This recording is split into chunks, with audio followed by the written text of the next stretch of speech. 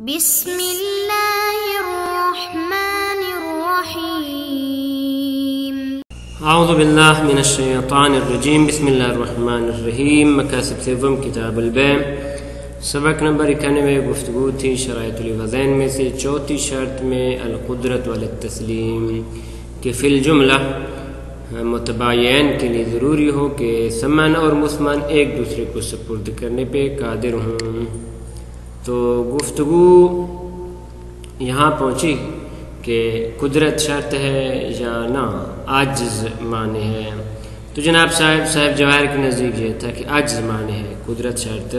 نہیں۔ تو اس نظریے پہ جناب مصنف نے 3 اشکالات کیے تھے، جن میں سے ایک اشکال پڑھا تھا اور آج 2 اشکال پڑھیں گے، اور اس کے بعد یہ کہ بالآخر جب ثابت ہو چکا کہ قدرت شرط ہے تو شرطیت قدرت زمان تسلیم مبی سے ہے یا نہ زمان عقد سے ہے، تو اس حوالے سے ہماری آخری گفتگو ہوگی۔ تو فرماتے ہیں مسئلہ سے وہ من شروط الوضعین القدرت للتسلیم کہ آیا قدرت شرط ہے یا نہ عاجز معنی ہے، تو پھر مناقشہ فی ما استظہرہ صاحب الجواہر، صاحب جواہر کے نظریے پہ اشکالات کہ صاحب جواہر یہ فرماتے تھے کہ عاجز معنی ہے، نہ یہ کہ قدرت شرط ہے۔ تو اس حوالے سے ایک اشکال پچھلے درس میں گزر ہوا، اب دوسرا اور تیسرا اشکال جہاں پہ بیان ہوگا وہ یہ ہے کہ ثم لو سلم صح اطلاق المانع علیہ، اگر تسلیم کر لیں کہ معنی عاجز معنی ہے اور نہ یہ کہ قدرت شرط ہے، فرماتے لا ثمرۃ فیہ، فرماتے پھر کوئی ثمرہ نہیں ہے صحت بیع میں، کہ دونوں صورتوں میں، بلکہ انہوں نے تقریباً 3 صورتیں بیان کی ہیں کہ چاہے موضوع میں شک ہو، چاہے حکم میں شک ہو، یا ان کے علاوہ شک مفہومی ہو، شک مصداقی ہو یا شک حکمی ہو، تمام صورتوں میں فرماتے ہیں کوئی فائدہ نہیں ہے صحت بیع کے لحاظ سے۔ ہر ایک کی پھر علیحدہ نے مثال پیش کی ہے کہ لا فی صورت شک الموضوعی او الحکمی ولا فی غیرہما، مثلا پہلی جو مثال پیش کر رہے ہیں یہ مثال ہے شبہ مفہومی مصداقی میں، شبہ مصداقی میں کہ فَإِنَّ اذا شککنا فی تحقق القدرہ والعجز ما سبق القدرہ فالاصل بقاء القدرہ، مثلا پہلے پتہ تھا کہ بھئی یہ بائع قادر ہے، اب بعد میں شک پڑ رہا ہے کہ آیا اس کی قدرت باقی ہے یا باقی نہیں، یا اس کے اندر عجز آ چکا ہے یا عجز نہیں آ چکا، تو فرماتے فالاصل بقاؤها، تو اصل یہ ہوگی کہ اس کی قدرت باقی ہے، لذا عقد صحیح ہوگا۔ لا معه، لیکن اگر اس کے الٹ ہو جائے کہ اگر پہلے قدرت مسبوق نہ ہو بلکہ بل ما سبق عدم القدرہ، بلکہ کیا اس سے پہلے عدم قدرت ہو اور اس کے بعد پھر ہم شک کر رہے ہیں کہ آیا قدرت واپس آئی ہے یا واپس نہیں آئی، تو ظاہر عدم القدرہ یعنی عاجز تھا، تو بس اس عاجز کو آگے لے آئیں گے اور کہیں گے کہ عاجز ہی ہے، قدرت نہیں آئی، لذا فالاصل عدمها، تو اصل یہ ہے کہ عدمها یعنی قدرت اس کے پاس نہیں آئی، العاجز بلکہ عاجز ہے۔ فرماتے یہ جو ہم نے قاعدہ بیان کیا یہاں پہ شبہ مصداقیہ میں، اس میں فرق نہیں، سواء جعل القدرت شرطا، یہاں پہ چاہے آپ قدرت کو شرط قرار دیں اب العجز مانع یا عجز کو مانع قرار دیں، دونوں میں حکم ایک جیسا ہے، کوئی فرق نہیں ہے۔ اسی طرح وَإِذَا شَكَكْنَ فِي أَنَّ الْخَارِجَ عَنْ عمومات الصحة هو العجز المستمر اب العجز فی الجملہ، اسی طرح شک کر رہے ہیں کہ عمومات سے مراد اوفو بالعقود، تجارہ تراز احل اللہ البیع کہ جو اس عقد کے بارے میں یہ کہہ رہے ہیں کہ یہ عقد صحیح ہے، تو اب سوال یہ ہے کہ ایک کسان عاجز ہے اور آپ نے کہا ہے کہ عجز معنی ہے، تو اب ہم شک کر رہے ہیں کہ بالآخر کون سا عجز ہے، ایسا عجز کہ جو مستمرہ ہے یا ایسا عجز کہ جو فی الجملہ ہے؟ تو یہاں پہ کیا کریں گے؟ خوب فرماتے یہاں پہ ہم عمومات صحہ کی طرف رجوع کریں گے، عمومات صحہ کی طرف رجوع کریں گے، لہذا عجز کا معنی ہونا یا معنی نہ ہونا فائدہ نہیں ہے۔ وَإِذَا شَكَكْنَا فِي أَنَّ الْخَارِجَ عَنْ عمومات الصحہ هو العجز المستمر اب العجز فی الجملہ، کہ وہ چیز کہ جو عمومات صحہ سے اس عقد کو باہر نکال رہی ہے، کہ جس کی بنیاد پہ ہم کہیں کہ یہ عقد صحیح نہیں ہے، تو شک ہے کہ وہ عجز مستمرہ ہے یا عجز فی الجملہ ہے، تو پھر کیا ہم عمومات صحہ کی طرف رجوع کریں گے، لہذا عقد صحیح ہوگا۔ اسی طرح تیسرا، اب شبہ حکمی کی مثال پیش کریں، او شککنا فی ان المراد بالعجز ما یعم التعذر کما ہو کیا ام خصوص التعذر، یا شک کر رہے ہیں کہ وہ چیز کی جو عمومات صحہ سے خارج کر رہی ہے، آیا وہ عجز ہے کہ جو عام ہے تعثر اور تنگی سے، کما ہو کیا جیسا کہ حکایت کیے گئے، اور حکایت کرنے والے جناب صاحب جواہر ہیں، اور جس سے حکایت کی وہ جناب شیخ طوسی علیہ الرحمہ ہے، ان سے انہوں نے حکایت کی ہے کہ وہ فرماتے ہیں بے عاجز سے مراد وہ کہ جو ما یعم التعثر تنگی کو بھی شامل ہو اور تعذر کو بھی شامل ہو، یا نہ ام خصوص التعذر، یا نہ انسان متعذر ہے اس کو سپرد نہیں کر سکتا۔ تو ان تمام صورتوں میں فلازم التمسک بعمومات الصحہ، عمومات صحہ کی طرف رجوع کریں گے، یعنی اوفوا بالعقود کو لیں گے، احل اللہ البیع کو لیں گے، تجارہ انتراز کو لیں گے، من غیر فرق بین تسمیت القدرت شرطا اب الاجر مانعا، اس میں کوئی فرق نہیں کہ ہم کہیں بھی قدرت شرط ہے یا یہ کہیں کہ نا عجز معنی ہے، تمام صورتوں میں۔ والحاصل ماحصل اور خلاصہ کلام کا اس طرح ہوا کہ یہ جو آپ نے موارد بیان کیے ان موارد میں کوئی فائدہ نہیں ہے، ہاں البتہ وہاں پہ کہ جب ضدین کے درمیان مسئلہ ہو جائے، مثلا فسق اور عدالت، ضد یعنی ہماری مراد یہ کہ جب ایک کے وجود سے دوسرے کا عدم ہونا لازم ہو، ایک کے وجود سے دوسرے کا عدم ہونا لازم ہو، تو وہاں پہ فرماتے ہیں شرطیت شے اور معنیت، وہاں پہ ان کا فائدہ ہے، وگرنہ کوئی فائدہ نہیں ہے۔ لذا فرماتے ہیں حاصل ان التردد بین شرطیت شے و معنیت مقابل ہی، کہ متردد ہونا ایک چیز کی شرط کے درمیان اور اس کے مقابل کے معنی ہونے کے درمیان، انما یصح و یثمر فی الضدین مثل فسق والعدالہ، یہ صحیح ہو سکتا ہے اور مثمر ثمر ہو سکتا ہے صرف ضدین میں، جس طرح فسق اور عدالت ہے، لا فی ما نحن فیہ و شبہہ، نہ وہ مسئلہ کہ جس میں ہم داخل ہیں اور ہمارا مسئلہ وہ یہ ہے کہ کل مورد یلزم من وجود احد الضدین عدم الاخر، کہ ہر وہ مورد کہ جہاں پہ ضدین میں سے ایک کے وجود سے دوسرے کا عدم ہونا لازم آئے، تو اس میں فرماتے ہیں شرطیت شے اور معنیت مقابلے کا کوئی فائدہ نہیں ہے، ہاں البتہ فسق اور عدالت میں فسق کے دونوں امر وجودی ہیں، یہاں پہ فرماتے ہیں مثمر ثمر ہے، کہ مثلا ایک شخص کہ جو پہلے فاسق تھا اب شک کر رہے ہیں کہ اب وہ فاسق ہے یا فاسق نہیں، تو استصحاب فسق کریں گے، لذا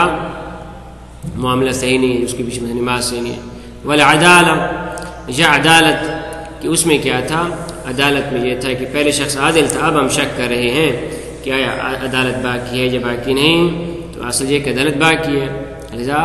اس کے پیچھے نماز صحیح ہے۔ تو اس قسم کے موارد میں تو صحیح ہے،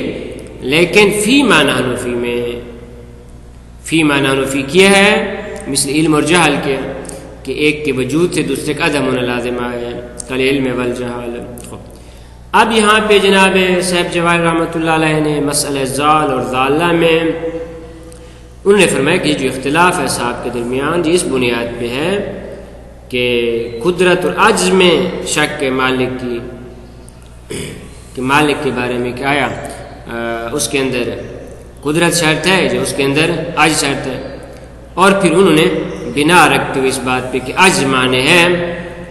تو انہوں نے جی ہاں کہ اگر ہم شرط قدرت کو شرط قرار دیں تو کہیں گے کہ مسئلہ صحیح ہے اور عقد صحیح ہے، اور اگر عجز کو معنی قرار دیں تو فرماتے ہیں عقد فاسد ہونا لازم آئے گا. تو اس بنیاد پہ انہوں نے فرمایا کہ اصحاب اور فقہا کے درمیان اختلاف ہے. لیکن جناب مصنف فرماتے ہیں نا یہ جو اختلاف کا مورد ہے اس کی وجہ کوئی اور چیز ہے نہ یہ چیز، کیونکہ اس کا جواب تو ہم بیان کر چکے ہیں. وَأَمَّا اختلاف الاصحاب، اور یہ جو صاحب جواہر نے فقہا کے اختلاف کو ذکر کیا مسئلہ ذال اور ضالہ میں تو فَلَيْسَ لِشَكِّ الْمَالِكِ فِي الْقُدْرَةِ وَالْعَجْزِ، یہ اس بنیاد پہ نہیں کہ مالک یعنی بائع کے بارے میں شک ہے کہ اس کے پاس قدرت علی تسلیم ہے یا نہیں. تو ہم کہیں گے پہلے قادر تھا تو اب قادر عقد صحیح ہے. اور اگر مانعیت کے قائل ہو جائیں عجز کے تو دیکھیں گے کہ بھئی پہلے قادر تھا آیا اب عجز اس پہ طاری ہوا ہے یا نہیں تو اسی قدرت کو آگے لے آئیں گے. یا پہلے عاجز تھا تو اب شک کر رہے ہیں کہ اس کا عجز باقی ہے یا باقی نہیں تو کہیں گے عجز باقی ہے. ومبنیًا، اور اس اختلاف کو نے بنا قرار دیا کہ اللہ کون قدرت شرط ہے نہ عجز مانع، کیا قدرت شرط ہے یا عجز مانع ہے. کما یظہر من ادلۃ الصحۃ والفساد، جیسا کہ فقہا کی ادلہ کہ جو انہوں نے صحت اور فساد پہ ذکر کیے ان سے یہ ظاہر ہو رہا ہے. بل بس اس بنیاد پہ اختلاف نہیں بلکہ لما سیجی عند التعرض لحکمها، بلکہ آگے اس کی ہم وضاحت کریں گے کہ جب ہم اس مسئلے ذال اور ضالہ کا حکم بیان کریں گے تو وہاں پہ مفصل ذکر ہوگا. تمام شد. اگلی جو بات ہے وہ یہ ہے کہ ہم تو قائل اس بات کے کہ شرطیت قدرت شرط ہے. اب سوال یہ ہے کہ قدرت کا شرط ہونا زمان عقد سے ہے یا زمان تسلیم سے ہے، اس میں گفتگو ہے. العبرۃ بالقدرت فی زمان الاستحقاق، استحقاق یعنی زمان تسلیم. ثم ان العبرۃ فی شرط المذکور انما هو فی زمان استحقاق التسلیم، ہمارے نزدیک قدرت کا شرط ہونا اس زمانے میں ہے کہ جب سپرد کرنا ضروری ہو، نہ کہ عقد کے بلدا. فلا ينفع وجود حال عقد، بنا بنی قدرت کا حال عقد میں موجود ہونا نفع مند نہیں. اذا علم بعدمها حال استحقاق التسلیم، جب اسے یقین ہے کہ تسلیم کے وقت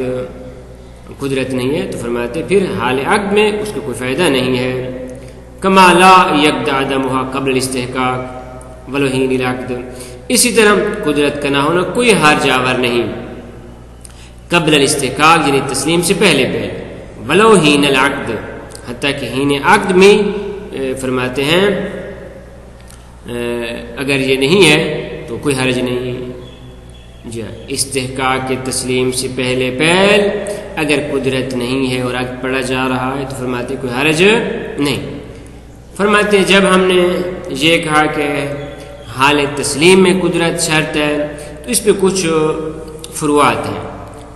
کہ آج کے درس میں ہم 4 فرض ذکر کرتے ہیں، وہ اس پہ متفرع ہوتے ہیں. وَيَتَفَرَّعُ عَلَى ذَلِكَ، اس پہ متفرع ہیں یہ مواد. نمبر 1 عدم اعتبار اصلا اذا قانت العین فی ید المشتری، اگر عین ید مشتری میں ہو تو فرماتے اصلا معتبر نہیں ہے قدرت کا ہونا. کیوں؟ کیونکہ ہم قائل ہیں اس بات کے کہ تسلیم کے وقت ہونی چاہیے جبکہ جہاں پہ مشتری کے پاس پہنچی ہوئی ہے. نمبر 2 فیما لم یعتبر التسلیم فی راسن، یہ عقد ایسا ہے کہ جہاں پہ اصلا تسلیم معتبر ہی نہیں ہے. مثلا کس طرح؟ کما اذا اشترى معینہ کے لیے، جیسے مثلا غلام کو خریدے اس شخص نے کہ جیسے ہی غلام آزاد ہوگا، جیسے ہی غلام اس مشتری کے ملکیت میں آئے گا فوراً آزاد ہو جائے گا. مثلا کس طرح؟ باپ کو خرید رہا ہے، باپ غلام ہے اور یہ باپ کو خرید رہا ہے، تو جیسے ہی خریدے گا تو جنتک والا اس پہ آزاد ہو جائے گا۔ فرماتے یہاں پہ اصل تسلیم معتبر ہی نہیں ہے کہ فإنه ينطق بمجرد الشراء، خریدتے ہی وہ آزاد ہو جائے گا۔ ولا سبیل لأحد علیہ، اور کسی کو اس پہ کیا ہے کوئی سبیل اور سلطہ نہیں ہوگا۔ تیسرا مورد فیما اذا لم یستحق التسلیم بمجرد العقد، وہ مورد کہ جہاں پہ مجرد عقد کے ساتھ سپرد کرنا ضروری نہیں ہے۔ سپرد کرنا ضروری نہیں کیوں؟ اما لاشتراط تاخیر مدت، یا تو اس وجہ سے کہ ایک مدت کی تاخیر کی شرط رکھی گئی ہے،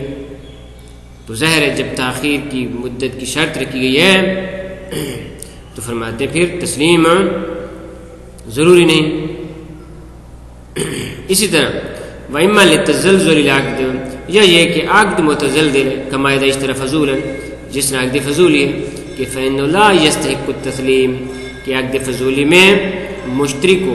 پہنچانا ضروری نہیں، الا بعد اجازت المالک، مگر جب مالک اجازت دے دے تو، بس اجازت سے پہلے پہل، عقد کے بعد اجازت سے پہلے پہل تک تسلیم کرنا ضروری نہیں، لذا فلا يعتبر القدر على التسلیم قبل اجازہ۔ ہاں البتہ یہ اس صورت میں تھا کہ جب ہم کہیں اجازہ ناقلہ ہے، لیکن اگر کہیں اجازہ کاشفہ ہے تو اس صورت میں اشکال بنتا ہے۔ ہاں البتہ وہ اشکال اس صورت میں بنتا ہے کہ جب بائع اور مشتری میں سے ایک فضولی ہو اور دوسرا اصیل ہو، تو اصیل کی جانب سے فرماتے ہیں چونکہ عقد لازم ہو جاتا ہے تو پس جہاں پہ غرر پیش آتا ہے، غرر پیش آتا ہے، لذا اس صورت میں فرماتے ہیں اشکال پڑتا ہے۔ ہاں البتہ فضولی دونوں طرف سے ہو، بائع اور مشتری دونوں فضولی ہوں تو پھر کوئی اشکال نہیں، لیکن یشکل علی الکاشف، لیکن اشکال ہے کاشف کی صورت میں، اجازہ کاشفہ کی صورت میں۔ کیوں؟ کہ من حیث انہ لازم من طرف الاصیل، اس طرح کہ عقد اصیل کی جانب سے لازم ہو گیا ہے، بنابر فیتحقق الغرر بالنسبت الی الاصیل، تو پس اصیل کی نسبت غرر متحقق ہو سکتا ہے، کیونکہ فضولی تو وہ تو عقد ختم ہو سکتا ہے، مشکل نہیں، لیکن اصیل کی جانب سے چونکہ عقد پکا ہو چکا ہے اور اگر اس کو وہ چیز نہیں ملی تو اس کو غرر ہوگا، دھوکہ ہوگا۔ اذا انتقل الیہ ما لا یقدر علی تحصیلہ،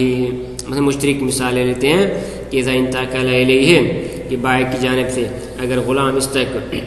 پہنچ رہا ہے کہ اس کا حصول پہ یہ قادر نہیں ہے، تو ظاہر اس بیچارے کو اب اس کی طرف سے عقد تو لازم ہو چکا، لیکن کیا ہے یہ اس مثلا غلام کو یا اس چیز کو حاصل بھی نہیں کر سکتا۔ نعم ہوا، ہاں البتہ ہوا یعنی عدم اعتبار القدرت عند العقد، کہ عقد کی صورت میں جا قدرت کا بالکل نہ ہونا عقد کے وقت، یہ اس صورت میں بہتر ہے کہ فی الفضول من الطرفین، جب بائع اور مشتری دونوں فضولی ہوں۔ تو خلاصہ یہ چار مورد انہوں نے ذکر کیے کہ جہاں پہ ہین عقد اگر قدرت نہ بھی ہو تو عقد صحیح ہے، کوئی مشکل نہیں ہے۔ وصلی اللہ علی محمد و اہل بیت الطیبین الطاہرین۔